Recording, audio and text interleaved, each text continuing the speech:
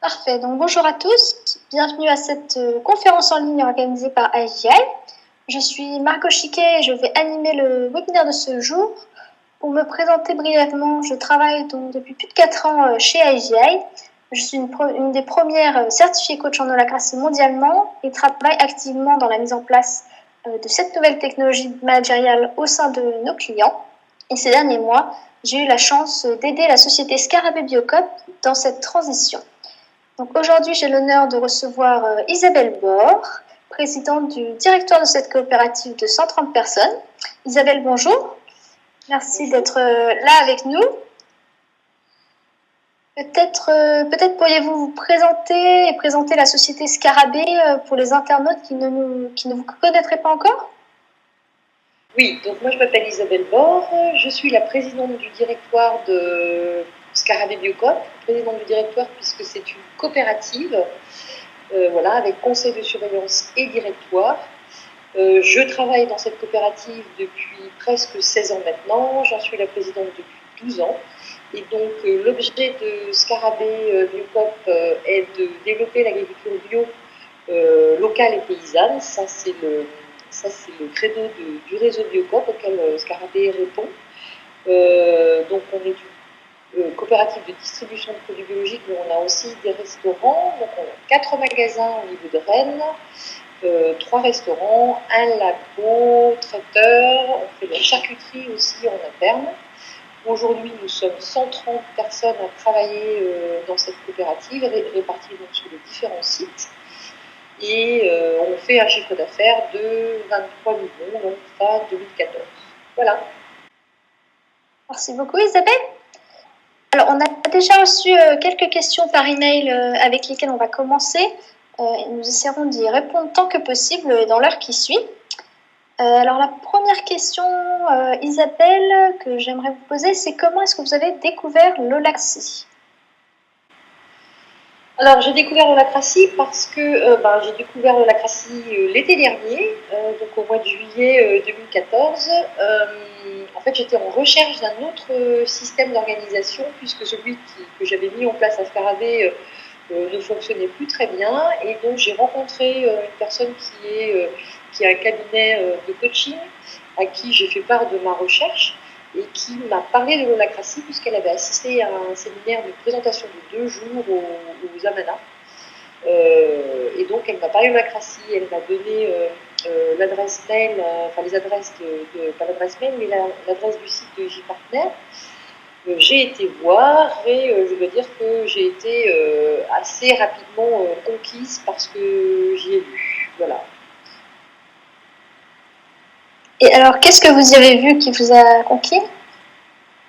J'ai vu que ce système d'organisation, en fait, ce qui m'a semblé ce qui m'a séduit le plus rapidement, c'était que finalement chaque rôle avait toute légitimité pour prendre les décisions qui lui incombaient.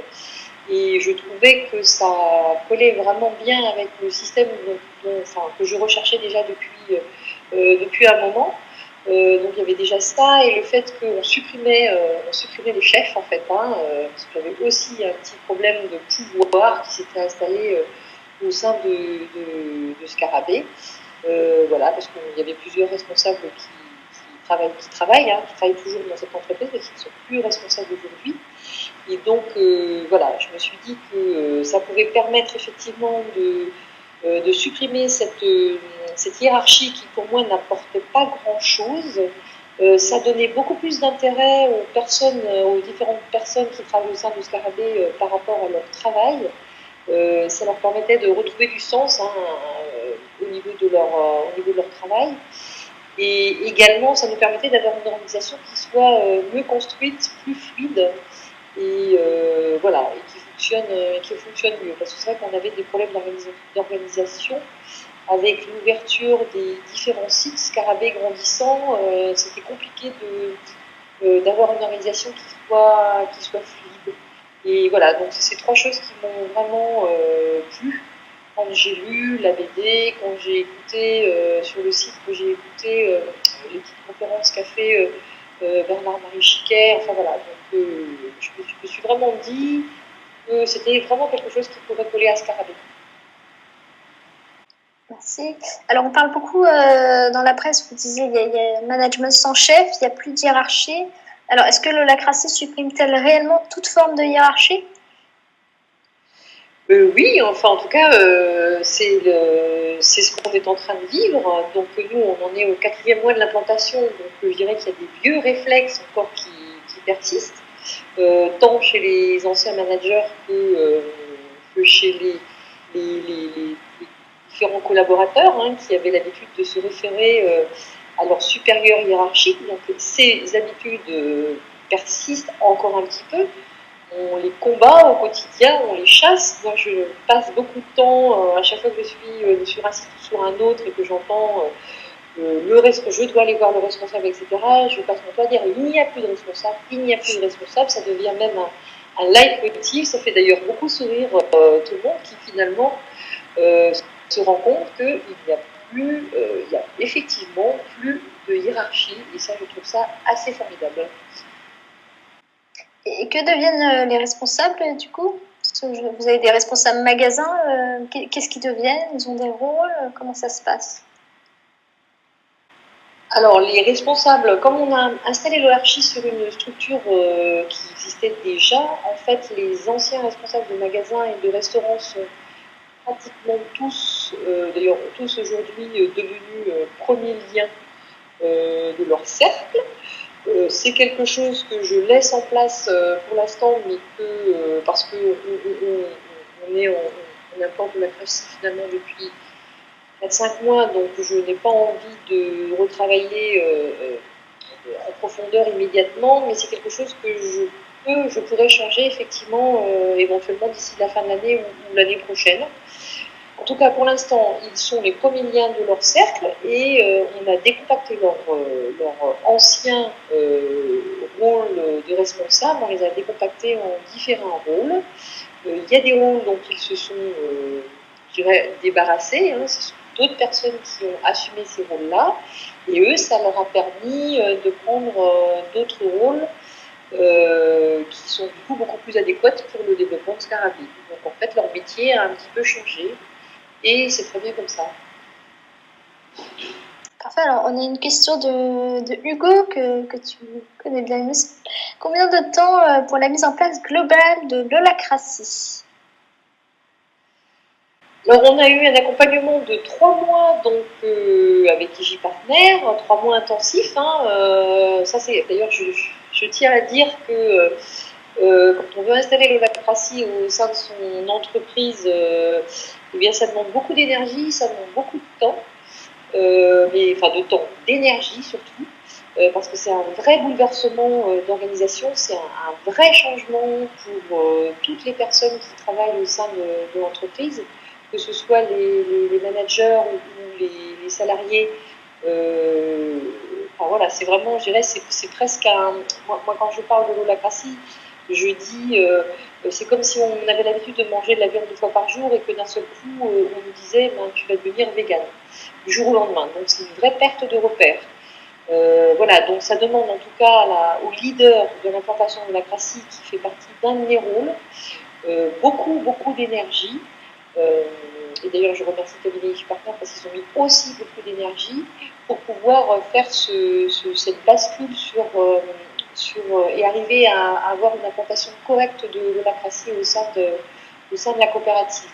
Donc pour revenir à la question, donc on a été accompagné pendant 3 mois de façon assez intense, entre 2 jours et demi et 3 jours par semaine, hein, pour faciliter tous les cercles de la coopérative. On a eu des formations le soir sur les différents rôles un peu particuliers comme premier lien, second lien, secrétaire, facilitateur, etc. Presque à l'issue de ces 3 mois, on a eu une formation, 8 personnes ont été repérées au sein de la coopérative pour pouvoir continuer à porter l'implantation de Scarabée et être facilitateur, l'implantation de l'holacratie, pardon, et être facilitateur pour prendre la suite donc, de Margot et de Bernard-Marie. Donc voilà, on est arrivé au 3e mois. Là, on peut dire que la totalité quasi des rôles étaient créés. C'est vrai qu'on continue un petit peu à créer des rôles, mais je pense que le gros, au bout de ces 3 mois, a été fait. Tous les collaborateurs de Scarabée avaient assisté à plusieurs réunions, donc on peut dire que voilà, l'holacratie est en place, c'était en place au bout de 3 mois. Maintenant, je pense qu'il faut au minimum 6 mois pour que toutes les personnes s'en emparent. Et puis, je pense qu'on pourra dire que tout le monde fonctionne en holacratie au bout d'un an. Voilà. Ça me semble raisonnable de donner ce délai-là. Même si aujourd'hui, il y a déjà des personnes qui ont fait cette bascule et qui fonctionnent parfaitement en holacratie, mais je pense qu'il faudra attendre un an pour voir l'holacratie vraiment prise en main par tous les collaborateurs de Scarabée. Oui, c'est-à-dire que pour mettre un peu de contexte autour, effectivement, il y a la technique des réunions, puisqu'en holacratie, vous avez 2 types de réunions, donc les réunions opérationnelles et les réunions de gouvernance. Donc effectivement, la technique, on l'a mise en place pendant les 3 mois, et après, c'est effectivement un changement d'habitude, finalement une nouvelle posture à adopter, et là, ça dépend des personnes, mais ça peut prendre un peu plus de temps. Et du coup, vous parliez de personnes formées. Donc, quel pourcentage des collaborateurs en fait qui ont été formés en holacratie? Le pourcentage des... Eh bien, alors, la question n'est pas assez précise pour moi. Tous les collaborateurs ont été formés à l'holacratie. Après, il y en a eu 26 au départ, avant l'implantation de l'holacratie, on a eu 26 qui ont suivi une formation de 5 jours. Voilà, c'était un petit peu nos relais au niveau des différents cercles. Et pour la formation des facilitateurs à l'issue des 3 mois, hein, pour pouvoir continuer à faciliter les cercles à la place de Margot et Bernard-Marie. Il y a eu 8 personnes. Au départ, il y en a eu 12 de choisis. On nous a un petit peu torturés. Et finalement, il y en a eu 4. Non, il y en a eu 8 qui ont passé ce test. Et donc, 8 qui sont capables aujourd'hui de faciliter les réunions de triage et les réunions de gouvernance. Et de faire un petit peu de coaching aussi en dehors des réunions d'accompagnement. Oui, parce qu'il y a Oui, bien sûr. En fait, effectivement, il y a l'aspect facilitation du processus et il y a aussi l'aspect pédagogie. Pendant la facilitation, au début, il y a beaucoup de pédagogie pour justement former toutes ces personnes. Et il y en a qui ont été plus formés par le module de 4 jours qu'on donne aussi en inter. Alors, il y a Marie-Lise qui nous demande ce que c'est qu'un cercle. Donc, est-ce que tu veux te lancer dans ce que c'est qu'un cercle? Un cercle, c'est... alors, je vais prendre un exemple concret, je pense que ça va être beaucoup plus parlant. Donc, à Scarabée, on a des magasins, on a des restaurants, et on a pour l'instant construit cette organisation comme ça. On a fait un cercle par magasin, un cercle par restaurant, en fait, en gros, un cercle par activité. On a un cercle commerce, marketing, on a communication, on a un cercle administratif et finance. Il y a un cercle labo, dans le cercle labo il y a un sous-cercle charcuterie. Voilà, donc on a donc construit cette holarchie par cercle. Et donc le cercle représente pour moi une activité, donc par exemple le magasin de Cesson est le cercle magasin de Cesson. Et dans ce cercle, il y a des rôles. Donc si je prends le magasin de Cesson aujourd'hui, il y a physiquement 23 personnes qui travaillent dans ce magasin-là. Par contre, le cercle, lui, a plus de 60 rôles, puisque, en fait, la réflexion qu'on s'est posée, c'était de quoi a besoin le magasin de Cesson, mais on l'a fait pour tous les cercles.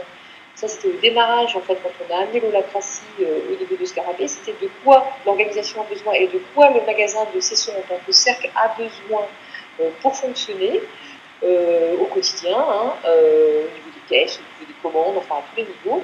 Et donc, du coup, on a créé des rôles qui nous permettaient de faire fonctionner totalement le magasin de Cesson. Donc voilà, au niveau du magasin de Cesson, il y a 60 rôles, et ces 60 rôles ont été répartis par le premier lien, c'est un des rôles du premier lien, et ont été donnés à des personnes qui ont été choisies comme étant les plus à même d'énergétiser ces rôles-là. Voilà. Donc on a en moyenne, sur le magasin de Cesson, on va avoir des personnes qui ont 2 rôles, d'autres qui en ont 3 ou 4, d'autres qui en ont un peu plus. Mais c'est des personnes reconnues pour être les mieux pour pouvoir énergiser les rôles qui leur ont été confiés. Voilà ma définition du cercle. Et pour continuer, au début, effectivement, il y avait plutôt un rôle égale une personne, puisqu'on était habitué à la description de fiches de poste par personne. Et maintenant, on est à un peu plus de 4 rôles par collaborateur Scarabée. Alors, qu'est-ce qui a été... Pardon, tu veux ajouter Et je voulais juste ajouter quelque chose. Aujourd'hui, on est 130 personnes donc, à travailler à Scarabée. Et je regardais la semaine dernière, je crois qu'on est à pas loin de 540 rôles pour la totalité de Scarabée. C'est une petite précision. Et vous avez 15 cercles, c'est ça? Et on a 15 cercles, tout à fait. Alors, qu'est-ce qui a été le plus difficile dans le déploiement de l'holacratie? Le plus difficile, je ne sais pas, parce que ça, ce serait que ma perception, mais il y a eu plusieurs choses qui ont été difficiles. D'abord, tout bêtement, le langage holacratique, le langage et le mode de fonctionnement des réunions, qui sont des réunions qui sont extrêmement cadrées, à mon grand bonheur d'ailleurs, puisque c'est des réunions où on va vite, on traite les problématiques très rapidement, on est concis. Et du coup, on n'a pas du boulot. Voilà, enfin, il y a des choses avancent, on fait avancer, on communique, enfin voilà, on ne passe pas un temps infini sur chaque point à énormément discuter, etc. Mais c'est un processus qui peut sembler assez rigide pour des personnes qui n'ont jamais travaillé sous forme holacratique. Et donc, je sais qu'il y a des collaborateurs qui ont été un petit peu surpris et qui ont quelques difficultés à rentrer dans ce processus. Voilà, donc ça c'est une des premières difficultés que l'on a eues. Après, on a la chose qui était aussi un petit peu compliquée, c'est que tout le monde ne passe pas au niveau de Scarabée, tout le monde ne travaille pas avec un ordinateur, et que l'holacratie demande de pouvoir se connecter régulièrement à un ordinateur pour aller voir le logiciel Glassfrog dans lequel sont répertoriés tous les rôles et toutes les décisions. Et donc, il y a eu aussi un petit peu il a fallu mettre les personnes en route sur le fait qu'ils devaient absolument aller voir Glassfrog et Olacher. Et donc, voilà, ça demandait vraiment aux personnes à prendre l'habitude d'aller sur un ordinateur, ce qui n'est pas forcément le cas de... Enfin, voilà, c'est pas forcément le cas de tout le monde. Donc on a eu un peu de réticence par rapport à ça, j'ai pas le temps, je sais pas faire, etc. Donc il a fallu former, il a fallu acheter beaucoup d'ordinateurs, il a fallu, voilà, pour que tout le monde puisse avoir accès en tout cas et former les gens, et aussi dans l'emploi du temps leur laisser du temps disponible pour qu'ils puissent aller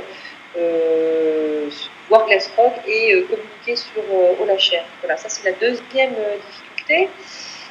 Et la troisième, c'est celle dont je parlais tout à l'heure, qui pour moi est la plus difficile, hein, c'est ce changement finalement de ce que Bernard Marie et Margot appellent le power shift. Moi, je suis plus bretonne, hein, vous avez vu le magnifique ciel breton derrière moi, qui est en fait ce changement de comportement. J'appelle ça faire la crêpe, parce qu'en Bretagne, on mange des crêpes et des galettes. Et ça, c'est pour la petite note un peu rigolote. Mais c'est vraiment de se dire que toutes les habitudes que l'on a eues et depuis que l'on travaille, eh bien, on va devoir les changer totalement. Et ça, c'est très compliqué et les personnes ne sont pas toutes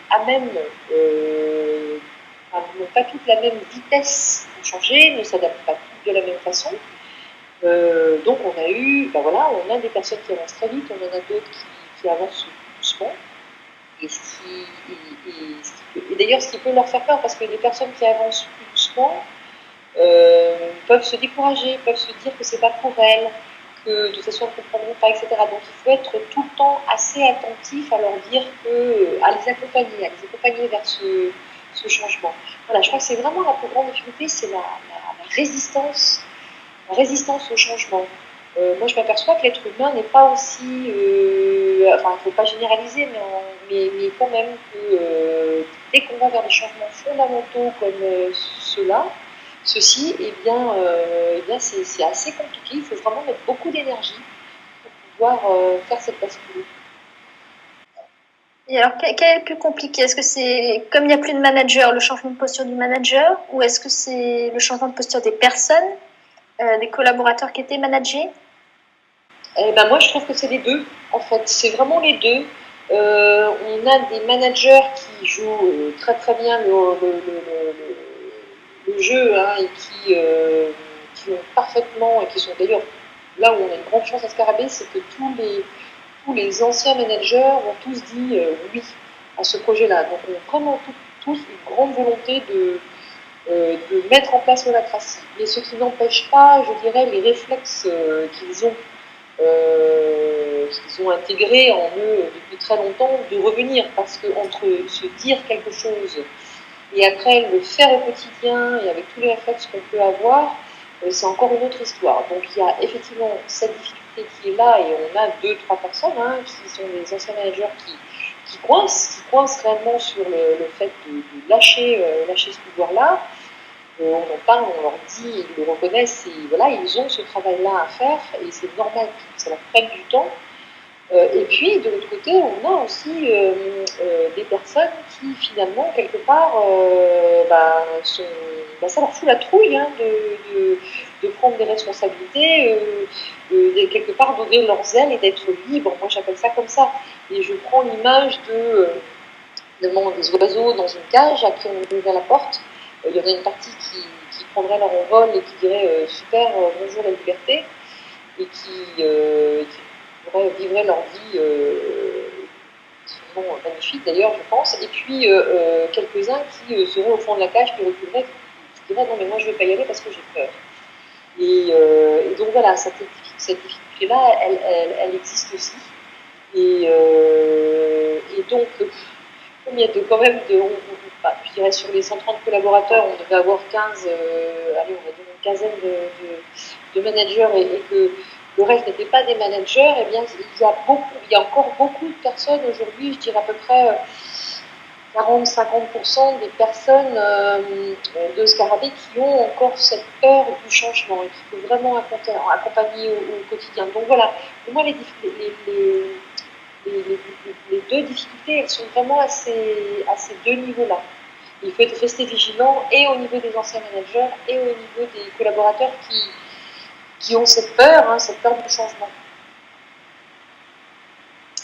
Merci. Alors, on a une question qui est: considérez-vous que l'holacratie est un système potentiellement universel et utilisable dans toutes les entreprises?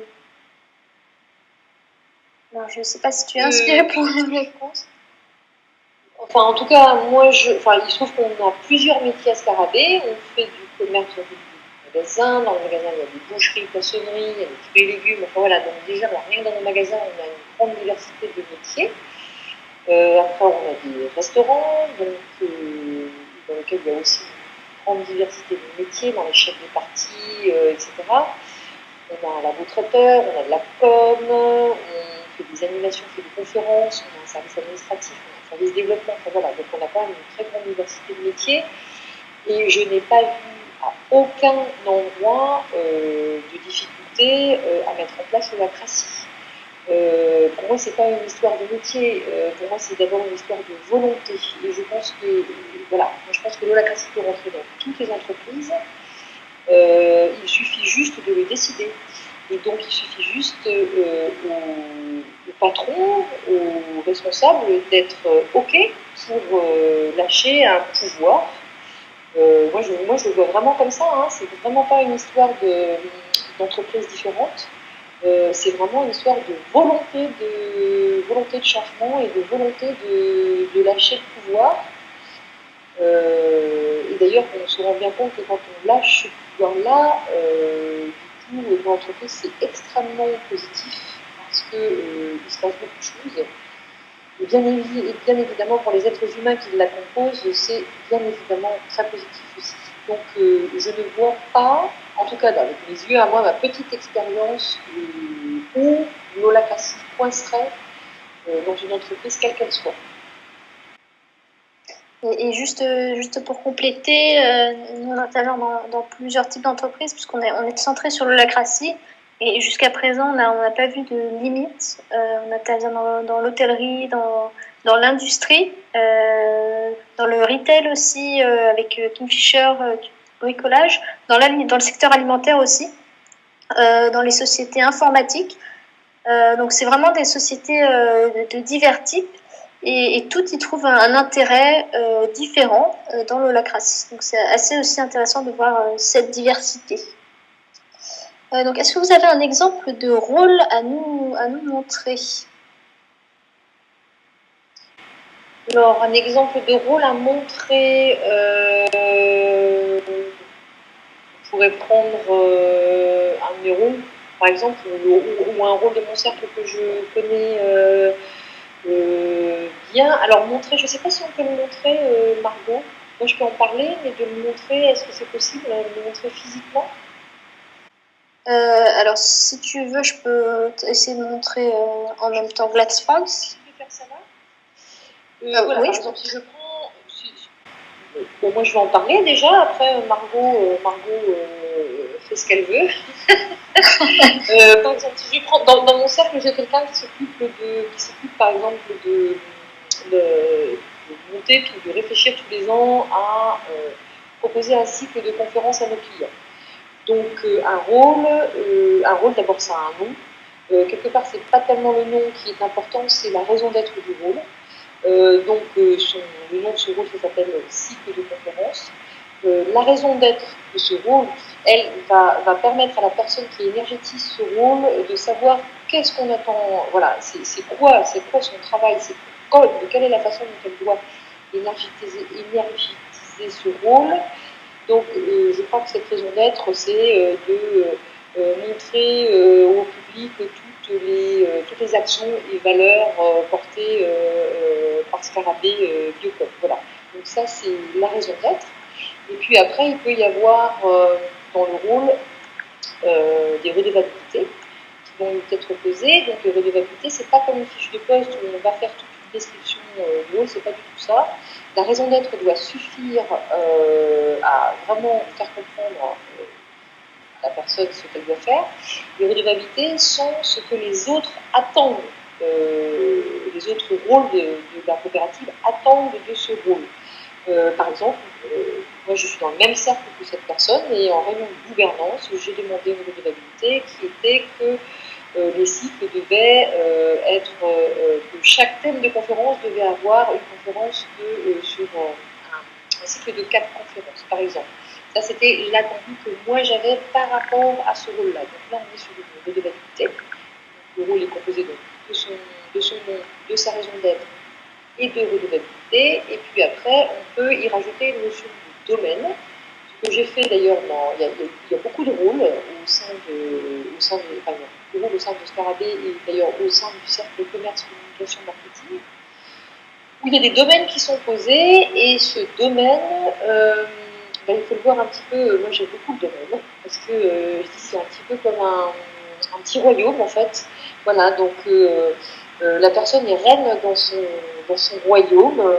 Elle a son petit château, ses petits terrains et tout. Et en fait,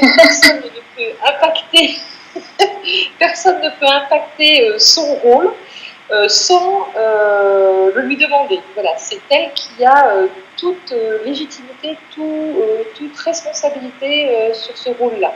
À partir du moment où il n'y a pas de domaine sur un rôle, ça veut dire que tous les autres rôles peuvent venir impacter son rôle. Ça veut dire que quelqu'un qui aurait une bonne idée pour faire un cycle de conférence pourrait très bien l'organiser sans avoir besoin de lui en parler. Là, elle a un domaine. Alors, ça n'exclut pas que si quelqu'un a une vraie bonne idée, il peut très bien aller la voir en disant voilà, on pourrait faire ça. Mais en tout cas, il ne peut pas l'organiser sans avoir eu son accord express. Et de toute façon, ça fait partie de son rôle. Voilà, pour moi, la définition du rôle. Merci Isabelle. Donc j'en ai profité pour vous faire des captures d'écran de Scarabée.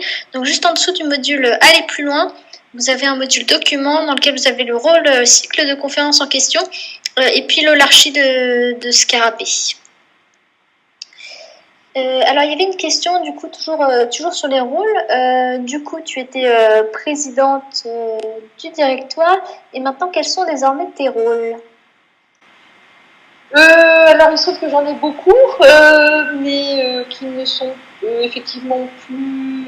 Alors moi j'avais au sein de Scarabée, j'avais un mandat social, donc comme c'est une coopérative, j'étais élue par les représentants des adhérents comme membre du directoire et président du directoire. Et puis, et j'ai toujours d'ailleurs un contrat de travail qui était lié au commerce, marketing, communication et développement. Voilà.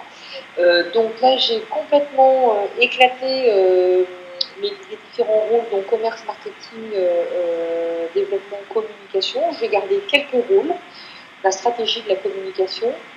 Par contre, j'ai vraiment créé d'autres rôles que j'ai répartis, à qui d'ailleurs j'ai donné des domaines. Donc ils sont tout à fait libres de pouvoir fonctionner sans même venir me consulter, bien évidemment, puisque je ne suis plus leur responsable. Donc j'ai gardé quelques rôles, j'ai gardé le rôle commerce, j'ai gardé le rôle développement au sein de ce cercle-là. J'ai un rôle représentation de Scarabée à l'extérieur. Je me suis créé un rôle représentation de l'holacratie, parce qu'on me fait la demande d'expliquer ce que c'est l'holacratie. Donc ça, c'est au niveau du cercle général, et au niveau du directoire, finalement, le directoire a gardé très peu de choses, et c'est là où on voit que l'holacratie est en place à Scarabée, parce que si vous allez voir l'holacratie que Margot a mise, on voit que donc il y a un très grand cercle avec sur le côté du cercle 5-6 rôles qui sont donc le rôle du directoire, de la présidente du directoire. Il y a un rôle dont je ne peux pas me démettre parce qu'il est statutaire, qui est donc dans ce cercle-là, dans le cercle directoire, qui est le rôle, on appelle ça, c'est un rôle juridique, et c'est moi la représentante légale en fait de la coopérative. Donc voilà, je garde ça. Mais là où on voit que l'holacratie est rentrée dans Scarabée, c'est-à-dire qu'avant, toutes les décisions se prenaient au niveau du directoire. Donc on aurait au niveau de ce grand cercle énormément de rôles différents. Aujourd'hui, il en reste 5 ou 6.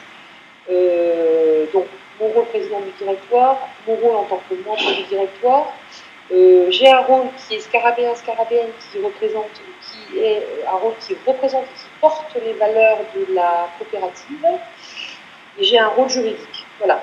Et après, tous les autres rôles, tout ce que faisait avant l'ancien directoire et moi-même est rentré dans le cercle général qui contient donc les autres cercles.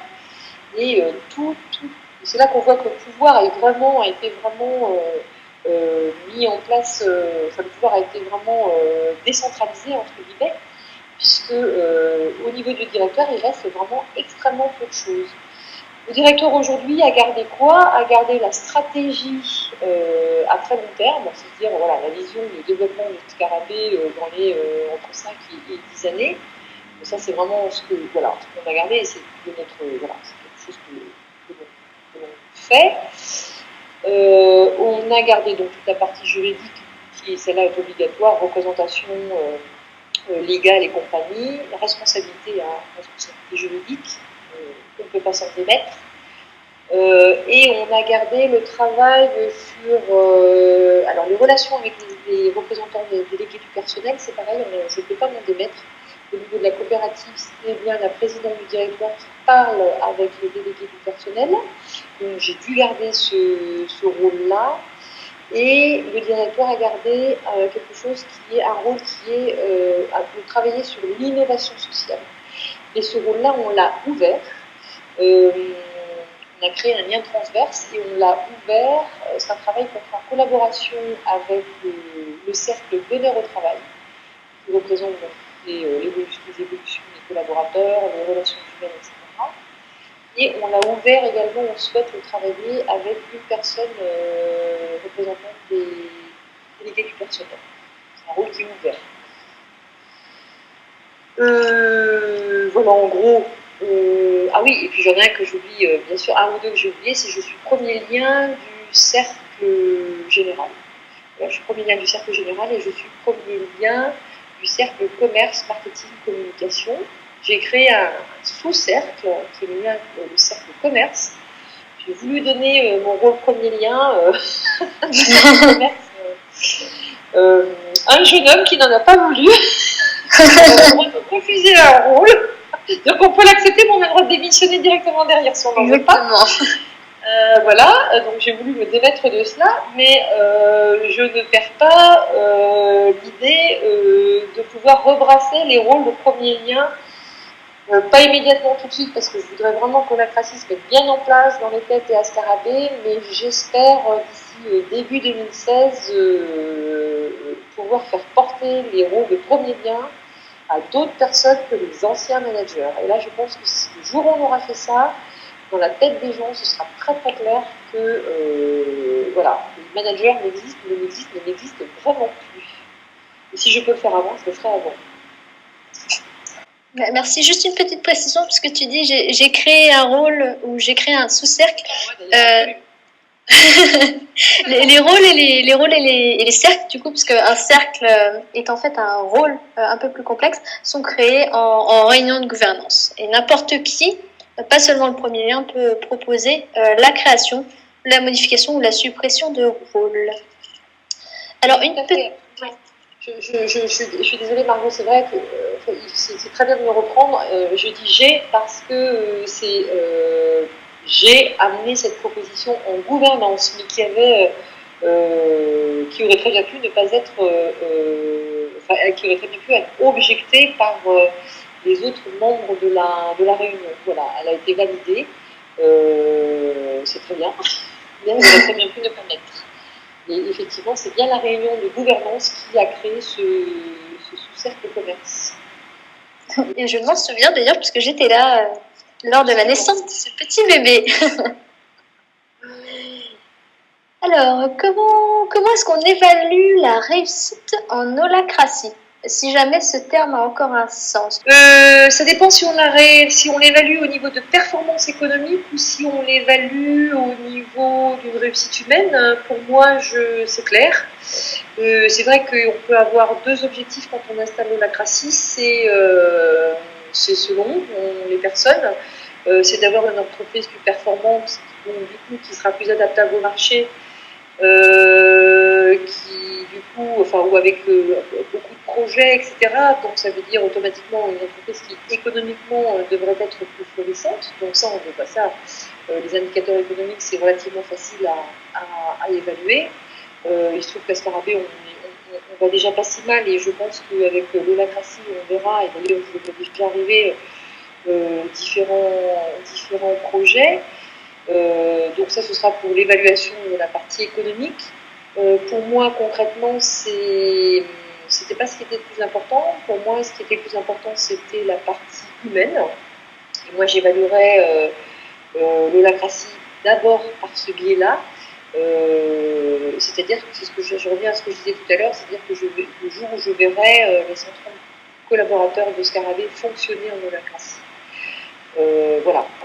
Et où je les verrai porter leurs projets, poser leurs actions, être tout à fait responsable de leur rôle, etc. Et du coup, arriver avec beaucoup de propositions, arriver aussi, dès qu'il y a quelque chose qui coince, à pouvoir l'exprimer dans une réunion triage et gouvernance. Et ce jour-là, pour moi, ce sera bon. Et je l'évaluerai par le fait que je pense que les collaborateurs seront plus heureux. Ça se voit au niveau du travail, hein, quand les personnes sont heureuses de venir travailler, généralement elles ont plus le sourire aux lèvres. Je pense qu'on aura moins d'arrêt maladie, même si à Scarabée on n'en a pas beaucoup, on en a quand même, et il ne faut pas se leurrer. Je pense qu'il y a des personnes qui n'étaient pas très heureuses dans leur travail, donc je pense que ça se verra aussi au niveau des arrêts maladie, et moi je pense que ça se verra vraiment beaucoup au niveau des projets qui seront à même d'être proposés par les différents groupes. Voilà. Et à partir du moment où on a des personnes qui sont heureuses de travailler en entreprise, je pense qu'elles deviennent elles font leur travail mieux, plus correctement, et donc les effets collatéraux positifs, c'est que l'entreprise va mieux tourner, ça c'est évident, et donc là on va revenir sur le côté économique, c'est-à-dire les indicateurs économiques ne sont pas compliqués à voir. Mais moi je tiens vraiment à le dire beaucoup, c'est pas toujours ce que j'ai vu, et on vient beaucoup me chercher là-dessus, de savoir si on a mis en place l'holacratie, c'était un choix pour être une entreprise plus performante au niveau économique. C'était pas le choix primordial pour nous en tout cas, même si je suis persuadée qu'on va l'être. En tout cas, c'était pas cela qui nous a fait changer dans le système d'organisation, et c'est pas celui-là qui nous a fait choisir l'holacratie. Merci pour ce retour, Isabelle. Tout à l'heure, tu parlais de la peur de changement. Alors, qu'est-ce qui a été fait pour aider à traverser cette peur du changement ? Qu'est-ce qui a été fait? Donc, tout le temps de l'accompagnement donc de IJ Partner sur la mise en place de l'holacratie. Donc, il y a eu beaucoup de pédagogie faite par IJ Partner. Ça a été un fait, pendant le temps des réunions, pendant tout le temps des réunions et en dehors des réunions. Il y a vraiment eu un réel accompagnement. Et puis au niveau du cercle bonheur au travail, il y a eu un nombre de rôles, il y a eu beaucoup de rôles qui ont été créés, justement et qui sont là pour pouvoir permettre aux personnes qui ont des difficultés de les exprimer. Et ces rôles-là ont pour vocation de réexpliquer l'holacratie si besoin, et d'aider les personnes à changer en fait. Donc ça peut se situer effectivement à réexpliquer l'holacratie, ça peut être des entretiens individuels, parce que les blocages peuvent être multiples. Ça peut être des personnes qui n'ont pas compris comment ça marche l'holacratie, mais ça peut être, et on l'a vu aussi, des personnes qui simplement n'ont pas suffisamment de formation informatique et qui du coup n'osent pas aller voir Glassfrog, donc ne connaissent pas les rôles de leurs collègues, ne connaissent pas les rôles de Scarabée, et du coup se retrouvent un petit peu à la traîne. Donc on a mis en place des formations de Glassfrog, on a mis quand même beaucoup de rôles en marche et en place, on a créé beaucoup de rôles. Quand je dis on, c'est l'organisation pour le coup, pour faire en sorte d'accompagner les personnes vers ce changement. Mais et je pense que c'était vraiment important. Parce que c'est ce que je redisais tout à l'heure, tout le monde n'avance pas à la même vitesse, et c'est pas parce que nous on a compris qu'il faut vraiment garder un regard bienveillant sur les personnes qui butent, et il faut vraiment avoir un langage, je dirais, de clair, de vérité en fait. Il faut vraiment essayer de comprendre pourquoi elle bute sur ce changement. Et le plus souvent, mais vraiment le plus souvent, parce que là aussi on a de la chance à Scarabée, c'est que ce projet, on en a parlé avant de le mettre en place, on a dit pourquoi on le faisait, donc on n'a pas aujourd'hui de personnes qui refusent de s'engager dans l'holacratie. Donc ça c'est déjà très très bien. Bon, j'ai un problème avec mon écouteur, mais c'est pas grave. Donc on a vraiment une grosse bonne volonté globale d'aller vers l'holacratie, et finalement c'est plus effectivement des problèmes de connaissance du processus de l'holacratie, de connaissance de la Constitution. Donc il faut rappeler qu'on doit lire la Constitution, il faut rappeler on doit aller dans Glassfrog pour connaître les rôles, il faut beaucoup expliquer lors des réunions, faire beaucoup de pédagogie, et puis à côté de ça, faire intervenir les rôles qui accompagnent pour les personnes qui sont en difficulté. Mais il faut vraiment être très en éveil sur ça. Oui, alors pour une petite précision, le cercle bonheur au travail chez Scarabée, c'est le cercle qui s'occupe de toutes les relations avec les collaborateurs, donc entre le collaborateur Scarabée et l'entreprise Scarabée. Donc tout ce qu'on pourrait appeler communément les ressources humaines.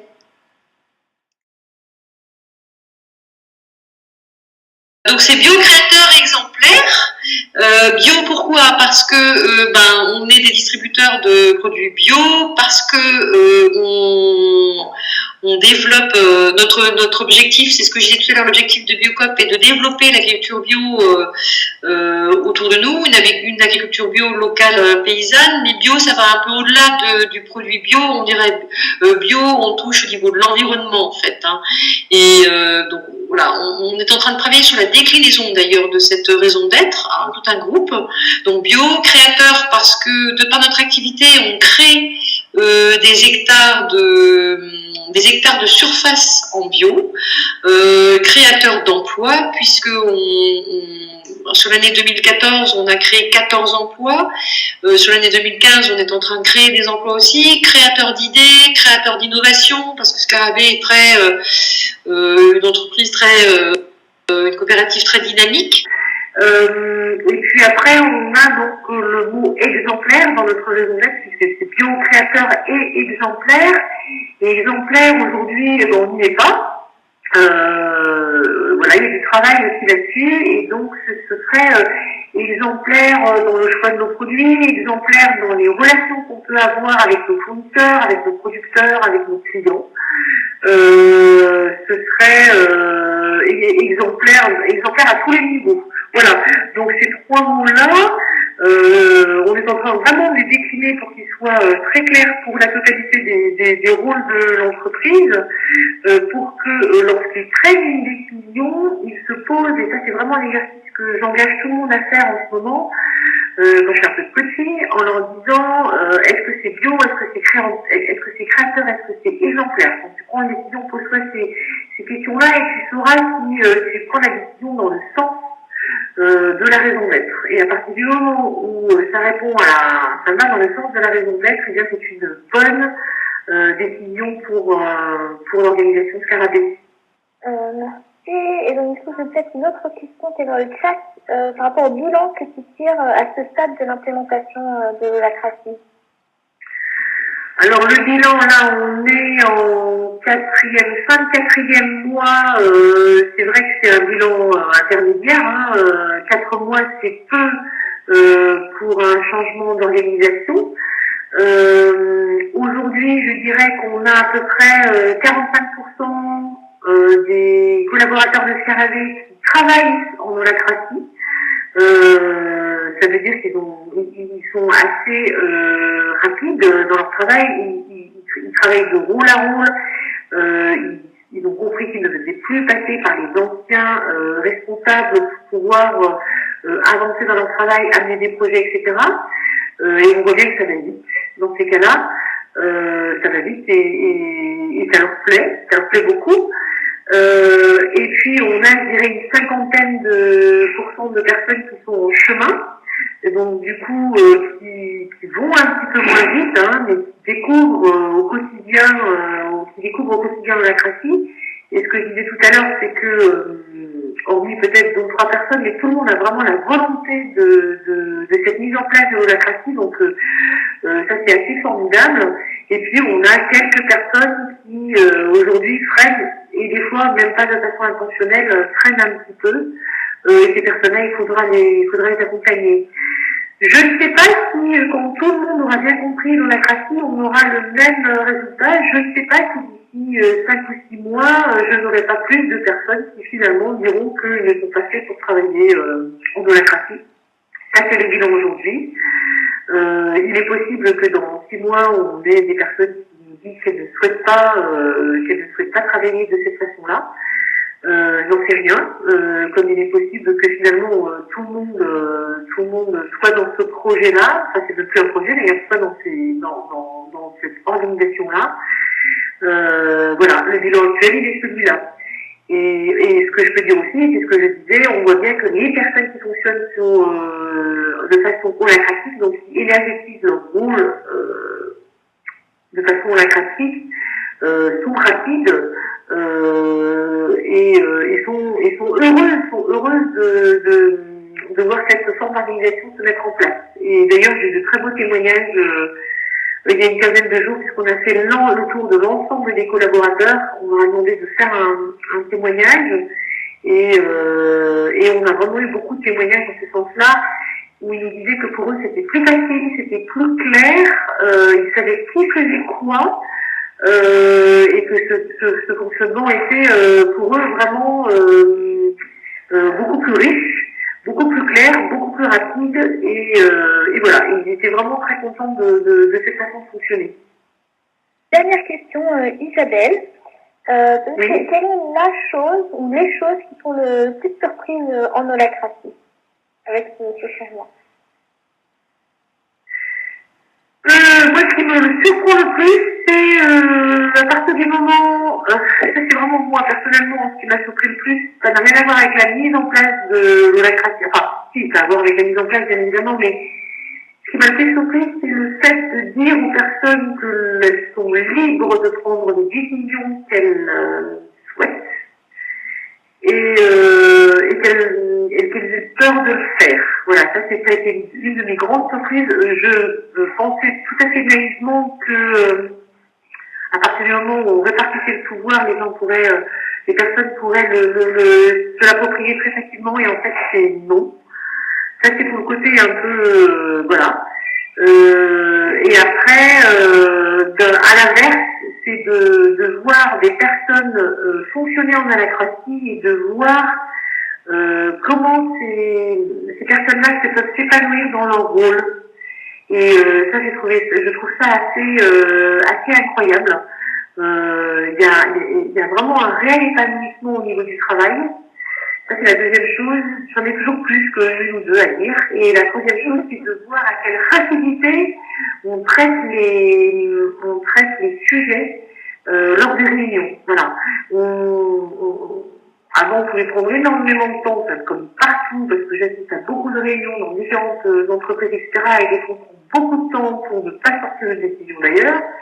Et là, l'efficacité du processus est absolument bluffant. Et ce matin, j'étais en réunion commerce, marketing, communication. On avait 35 points à traiter en réunion, qu'on a traité en 2 heures. Et ça, on n'aurait jamais pu le faire avant. Et ça, c'est extrêmement efficace et incroyable. Voilà. Merci pour ce témoignage. Merci d'avoir consacré ton temps pour nous partager ton expérience. Et merci de votre présence. Je vous souhaite une très agréable journée. Merci à tous. Au revoir.